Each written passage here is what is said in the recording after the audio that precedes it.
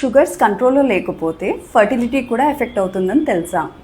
So sugar అంటే diabetes levels ఎక్కువగా ఉన్నప్పుడు బోత్ మెన్లో ఉమెన్లో ఇద్దరిలో ఫర్టిలిటీ ఇష్యూస్ వచ్చే ఛాన్సెస్ ఉంటాయి. సో మెయిన్గా ఉమెన్లో అయితే మెన్స్ట్రుయేషన్లో డిలేస్ ఉండొచ్చు, ఓవ్యులేషన్లో ప్రాబ్లం ఉండొచ్చు, పీసీఓఎస్ లాంటి సమస్యలు, ఇన్సులిన్ రెసిస్టెన్స్, మెటబాలిక్ సింటమ్స్ ఇవన్నీ వచ్చే ఛాన్సెస్ ఉంటాయి. సో అలాగే మన ఎగ్ క్వాలిటీ కూడా తగ్గి ఈవెన్ ప్రెగ్నెన్సీ వచ్చినా అబార్షన్ ఛాన్సెస్ ఉంటాయి. ఒకవేళ ప్రెగ్నెన్సీ కంటిన్యూ అయినా బేబీ మీద కంజనైటల్ డిఫెక్ట్స్ వచ్చే ఛాన్సెస్ ఉంటాయి.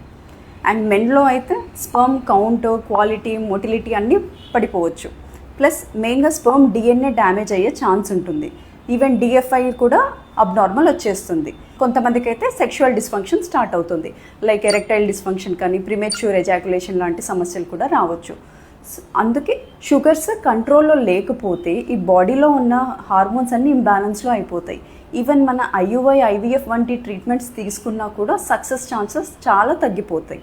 ఫర్టిలిటీ కోసం షుగర్ను ఎలా నియంత్రించుకోవాలి అంటే డైలీ 30 to 45 మినిట్స్ వరకు ఎక్సర్సైజ్ చేయడము, వెయిట్ని కంట్రోల్గా పెట్టుకోవడము, అండ్ ఆరోగ్యకరమైన ఆహారం తీసుకోవడము, అండ్ బ్లడ్ షుగర్ లెవెల్స్ ఎలా ఉన్నాయో క్రమం తప్పకుండా మానిటర్ చేసుకోవడం, అండ్ మీ డాక్టర్ చెప్పినట్టు మెడిసిన్స్ కానీ అవసరమైతే ఇన్సులిన్ కూడా వాడాల్సిన అవసరం ఉంటుంది.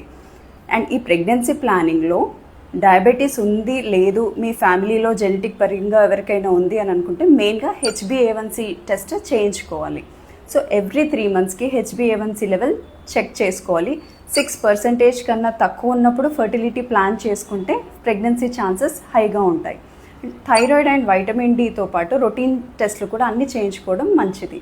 సో మంచి షుగర్ కంట్రోల్ ఉంటే ఫర్టిలిటీ ఛాన్సెస్ కూడా ఎక్కువగా ఉంటాయి.